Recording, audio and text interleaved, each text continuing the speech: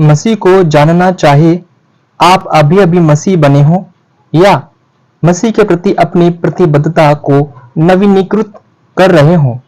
आइए यीशु मसीह और उनके द्वारा दिए जाने वाले उद्धार के बारे में कुछ बुनियादी सच्चाइयों की समीक्षा करें।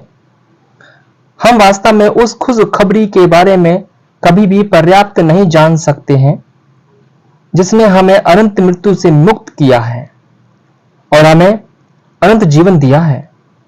उद्धार के लिए हमारी जरूरत बाइबल कहती है सब ने पाप किया है और परमेश्वर की महिमा से रहित है। रोमियो अध्याय 3 वचन 23। सभी लोग पापी हैं और परमेश्वर के न्याय के अधीन हैं। बाइबल इसे स्पष्ट रूप से दिखाती है और सामान्य ज्ञान भी इसे दिखाता है।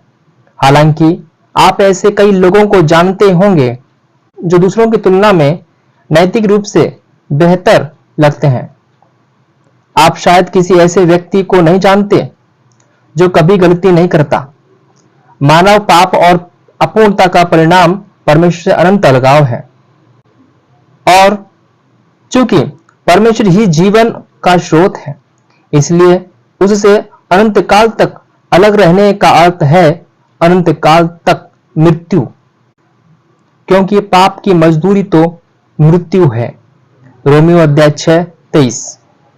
आज हम बात करते हैं इस वीडियो के अंदर कि परमेश्वर ने हमारे लिए किस प्रकार का वायदा रखा है और परमेश्वर के व्यवहार को भी दर्शाता है कि परमेश्वर हमसे कितना प्यार करता है। इस वीडियो को ज्यादा समय बर्बाद न करते हुए इस वीडियो को शुरू करते हैं। आइए और इस वीडियो को शुरू से लेकर अंत तक देखते रहिए और सुनते रहिए कि परमेश्वर ने आपके लिए कौन सा वायदा और क्या वायदा आपके लिए करके रखा है। तो इस वीडियो को बिना स्किप किए पूरा वीडियो देखें, क्योंकि परमेश्वर ने आपसे 4 वायदे किए हैं और वो 4 वायदे कौन कौन से हैं वो हम आपको बताने जा रहे हैं। तो इस वीडियो को शुरू से लेकर अंत तक देखते रहिए बिना स्किप किए। हालेलुया। चलिए शुरू करते हैं। वादा 1, उद्धार का वादा। बाइबल उद्धार नामक किसी चीज के बारे में बात करती है जिसका अर्थ है पाप के परिणामों से मुक्त होना और परमेश्वर के साथ शांति का अनुभव करना, और यह आश्वासन कि हम उसके साथ हमेशा के लिए रह सकते हैं।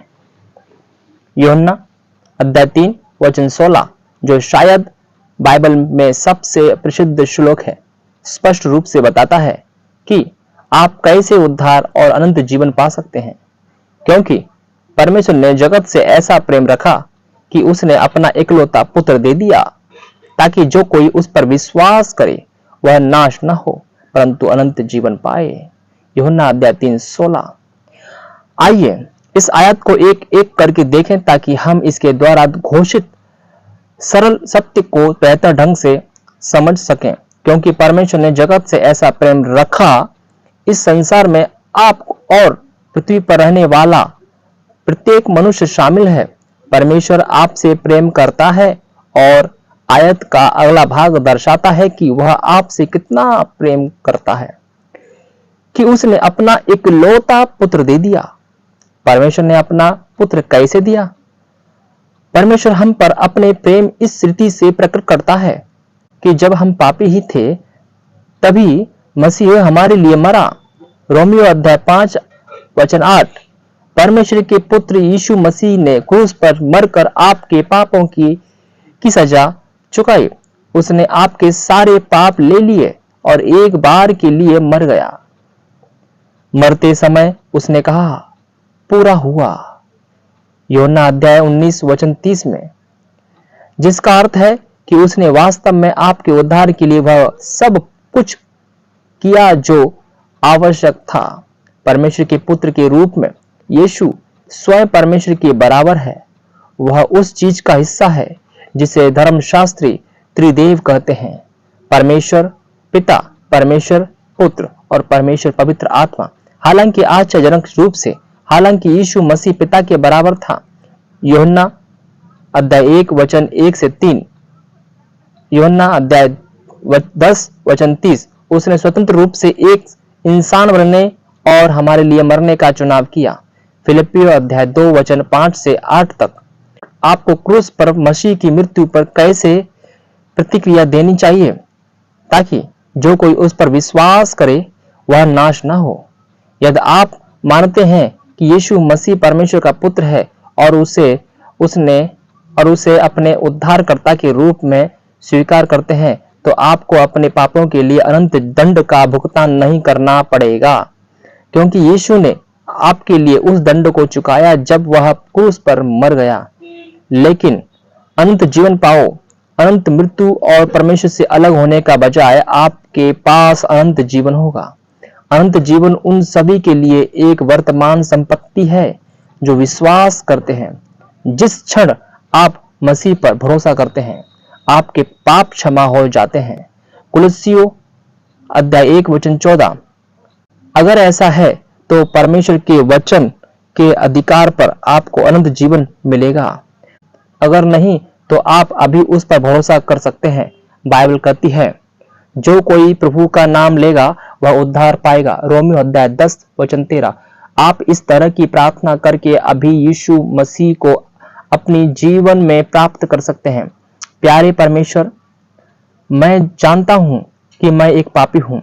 मैं अपने पापों से फिरना चाहता हूं और मैं आपसे क्षमा मांगता हूं। मेरा मानना है कि यीशु मसीह आपका पुत्र है। मेरा मानना है कि वह मेरे पापों के लिए मरा और आपने उसे जीवन दिया। मैं चाहता हूं कि वह मेरे दिल में आए और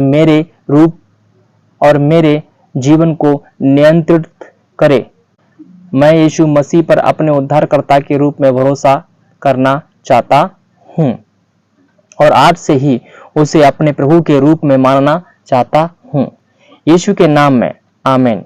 उद्धार के बारे में आश्वस्त होने के लिए बस परमेश्वर के वचन पर विश्वास करें, क्योंकि परमेश्वर ने जगत से ऐसा प्रेम रखा कि उसने अपना इकलौता पुत्र दे दिया ताकि जो कोई उस पर विश्वास करे वह नाश न हो परंतु अनंत जीवन पाए। यूहन्ना अध्याय 3 वचन 16। यह पद इस पुस्तक के मध्य में पद कार्ड में से एक पर है। इसे याद कर लें और यदि आपको कभी अपने उद्धार पर संदेह करने का अवसर मिले तो इस पद को अपने विश्वास के लिए एक लंगर के रूप में उपयोग करें। वादा 2, प्रलोभन पर विजय का वादा। यदि शैतान आपको अपने उद्धार पर संदेश नहीं करवा सकता है तो वह आपके जीवन में आध्यात्मिक कमजोरी के किसी क्षेत्र पर ध्यान केंद्रित करेगा। जब ऐसा होता है तो आश्चर्यचकित न हो, इसके बजाय अपनी कमजोरियों से अपनी आंखें हटाना सीखें और यीशु मसीह पर भरोसा रखें जो आपकी मदद करने में सक्षम है। मैं मसीह के साथ क्रूस पर चढ़ाया गया हूं। अब मैं जीवित नहीं रहा बल्कि मसीह मुझ में जीवित है। गलातियों अध्याय 2 वचन 20। जब आप प्रलोभन से परेशान होते हैं तो याद रखें कोई प्रलोभन तुम पर नहीं आया जो मनुष्य के बस की बात नहीं है। परमेश्वर सच्चा है और वह तुम्हें तुम्हारी सामर्थ्य से बाहर परीक्षा में न पड़ने देगा, परंतु परीक्षा के साथ साथ निकास भी करेगा कि तुम सह सको। पहला कुरिन्थियों अध्याय 10 वचन 13। आप सोच सकते हैं कि आप ही एकमात्र ऐसे व्यक्ति हैं जो परीक्षा में पढ़ते हैं, लेकिन सभी विश्वासी समान परीक्षाओं में से गुजरते हैं। परीक्षा कोई पाप नहीं है, यहाँ तक कि मसीह की भी परीक्षा हुई थी। इब्रानियों अध्याय 4 वचन 15। पाप तभी आता है जब आप प्रलोभन के आगे झुक जाते हैं। प्रलोभन पर विजय पाने के लिए समस्या को तुरंत परमेश्वर के पास ले जाएं, इससे पहले कि उसे जड़ पकड़ने का मौका मिले। अपनी प्रार्थनाओं में सकारात्मक रहें। उस चीज पर ध्यान केंद्रित न करें जो आपको लुभा रही है, बल्कि ईश्वरीय चीजों के बारे में सोचें। जो कुछ भी सत्य है, जो कुछ भी आदरणीय है, जो कुछ भी उचित है, जो कुछ भी पवित्र है, जो कुछ भी मनभावना है, जो कुछ भी सराहनीय है, उस पर ध्यान लगाएं। फिलिपियों अध्याय 4 वचन 8। परमेश्वर से ऐसे अनुभव और विचार आपके जीवन में लाने के लिए कहें।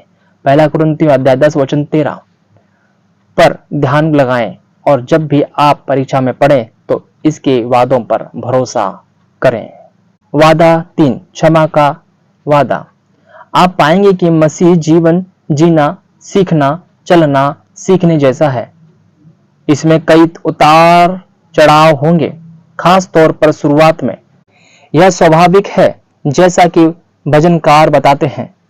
जब मनुष्य अपने मार्ग से प्रसन्न होता है तो उसके कदम यहोवा द्वारा स्थिर होते हैं। चाहे वह गिरे तो भी वह सिर के बल न गिरेगा, क्योंकि यहोवा उसका हाथ थामे रहता है। भजन संहिता अध्याय 37 वचन 23 से 24 तक। शैतान आपको ठोकर खिलाना चाहता है और आपको गिराना चाहता है। पाप परमेश्वर के साथ हमारे रिश्ते में बाधा डालता है और शैतान आपको परमेश्वर के साथ संगति से बाहर रखने की निरंतर स्थिति में रखना चाहेगा। जब आप चलना सीख रहे थे तो आप अक्सर गिर जाते थे, लेकिन क्या आप लंबे समय तक नीचे ही रहे? नहीं। आपने अपनी माँ या पिता के बढ़े हुए हाथ को पकड़ा, जिन्होंने आपको अपने पैरों पर वापस खड़ा किया। ऐसा अक्सर हुआ। जब तक कि आपने चलना नहीं सीख लिया, आप उसी तरह से परमेश्वर के साथ चलना सीख सकते हैं। जब आप गिरते हैं तो प्रार्थना के माध्यम से परमेश्वर तक पहुंचें और उनकी दयालु मदद करने वाले हाथ को स्वीकार करें। यदि हम अपने पापों को स्वीकार करते हैं तो वह हमारे पापों को क्षमा करने और हमें सभी अधर्म से शुद्ध करने में विश्वास योग्य और धर्मी है। यूहन्ना अध्याय 1 वचन 9। जब भी आप कुछ ऐसा करते हैं जो प्रभु को नाराज करता है, जैसे ही परमेश्वर की आत्मा आपको इसके बारे में बताती है, परमेश्वर के साथ चीजों को ठीक करें। जब आप बार बार ऐसा करते हैं तो आप प्रत्यक्ष रूप से जान जाएंगे परमेश्वर की दया और क्षमा और उसके साथ निरंतर संगति में चलने का आनंद। पहला यूहन्ना अध्याय 1 वचन 9 को याद करें और रोजाना इसका अभ्यास करें। परमेश्वर के वचन पर विश्वास करें और क्षमा और शुद्धि के लिए उस पर विश्वास करें। वादा 4, उसकी उपस्थिति का वादा। क्योंकि आप मनुष्य हैं, इसलिए आपके लिए संदेह करना, कभी कभी निराश होना और कमजोर और अकेला महसूस करना स्वाभाविक होगा।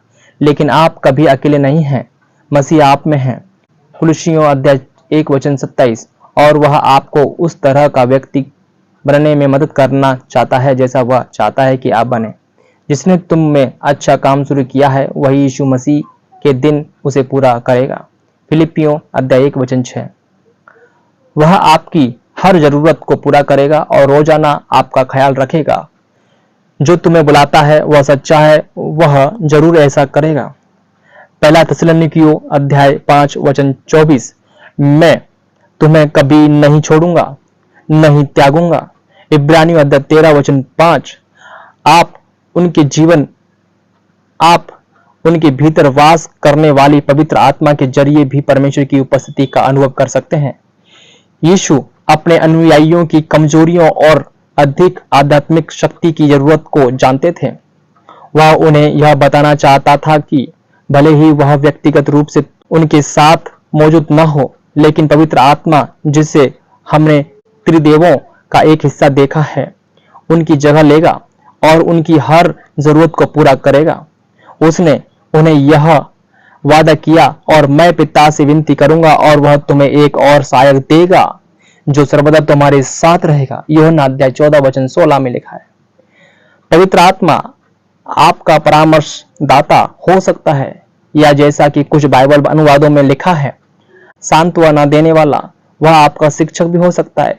जब आप अपनी बाइबल पढ़ते हैं और परमेश्वर से इसे समझने में मदद मांगते हैं, तो भीतर वास करने वाली आत्मा तुम्हें सारी सच्चाई का मार्गदर्शन करेगी।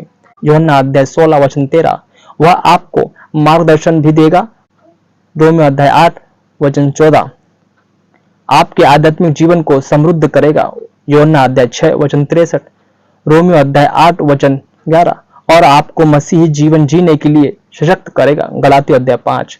और दूसरों को आपके विश्वास के बारे में गतिशील कर गवाही देने के लिए प्रेरितों अध्याय 1 वचन 8। आज आपने जो सीखा है, वो परमेश्वर ने जो 4 वादे आपसे किए हैं।